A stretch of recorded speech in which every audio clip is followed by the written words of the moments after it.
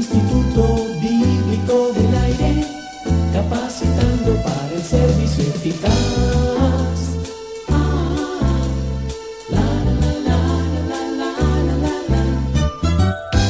¿Qué es el nuevo nacimiento? ¿Por qué usted debe nacer de nuevo? ¿Cómo se produce el nuevo nacimiento? Saludos y gracias por asistir a su Instituto Bíblico del Aire. Estas 3 preguntas son la base del estudio de hoy. Continuamos con nuestra serie en el Evangelio de Juan y estamos en el capítulo 3. Preste mucha atención a esta clase.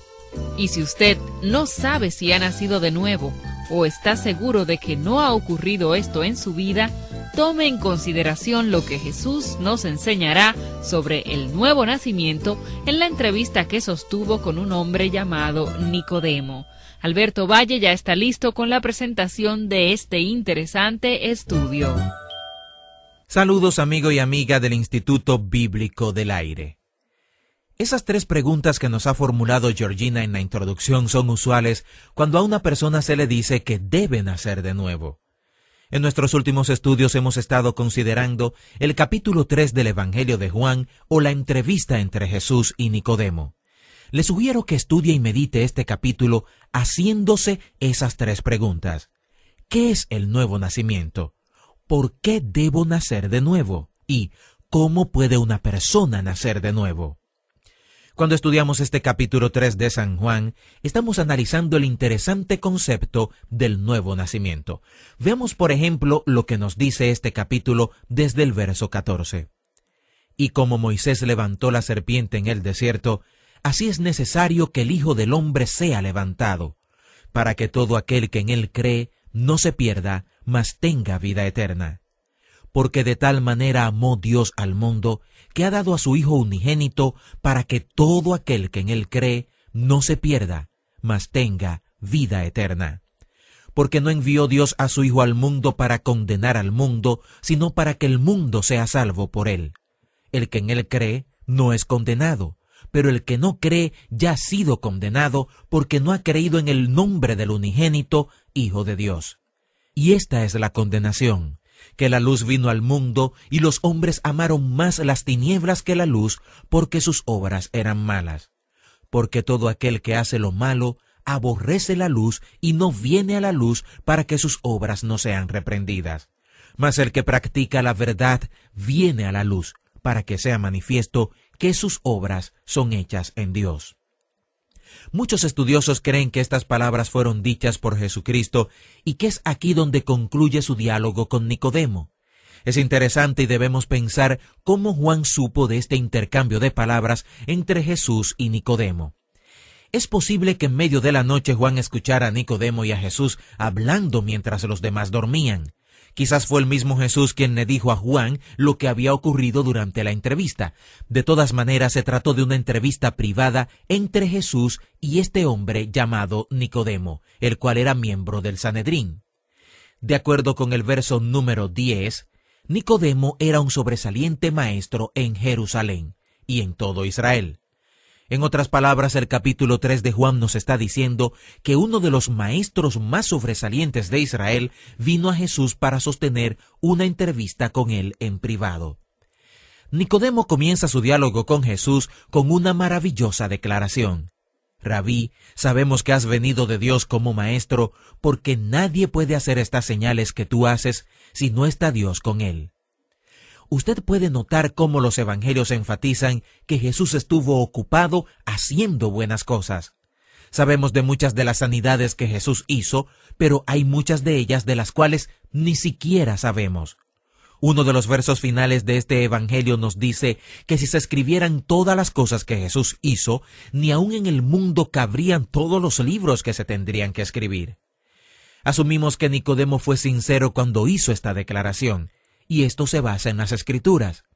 Más adelante, en el verso 50 del capítulo 7, encontramos a Nicodemo poniéndose del lado de Jesús ante el Sanedrín.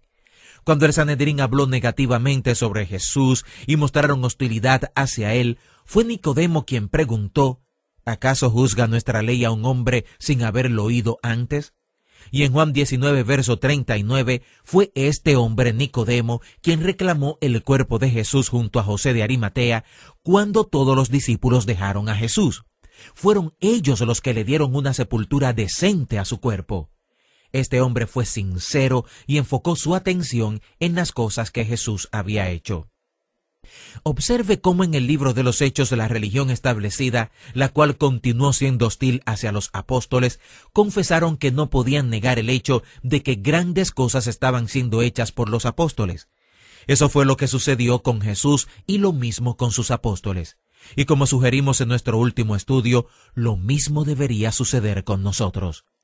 Cuando el mundo sea impactado por lo que nosotros somos y lo que hacemos, entonces querrán oír lo que les queremos decir. La gente vendrá a nosotros como Nicodemo fue a Jesús. Precisamente vendrán por lo que ven que nosotros somos y lo que nos ven hacer. La gente no está interesada en lo que decimos hasta que queden impresionados con lo que somos y lo que hacemos.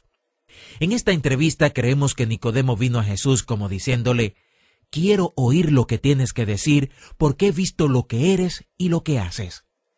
Es entonces cuando Jesús declara lo que él consideraba era el más grande problema en el mundo y la única solución a este problema.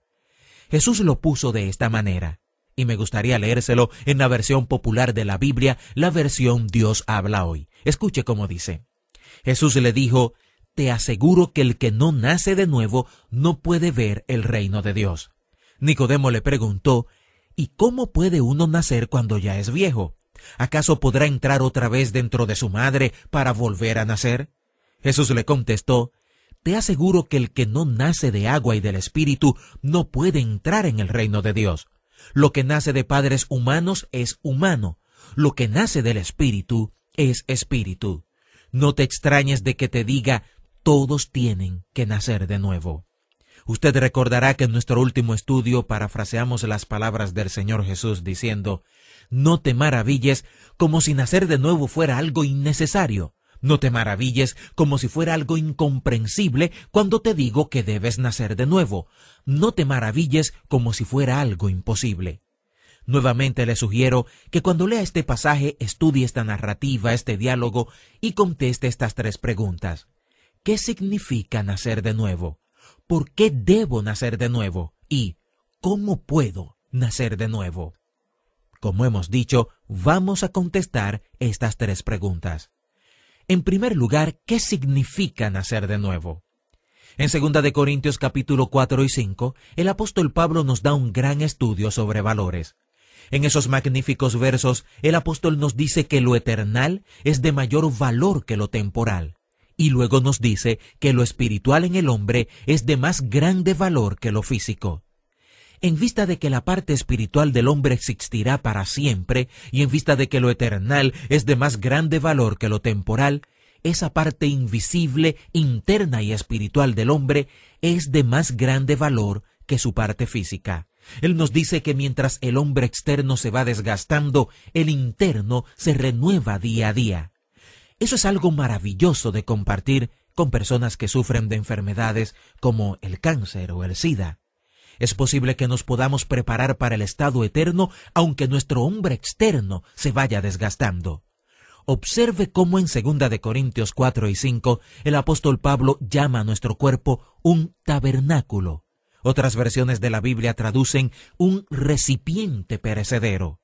De la misma manera que un cartón de leche o de jugo de frutas, así como el recipiente de una gaseosa, el cuerpo humano es un recipiente perecedero.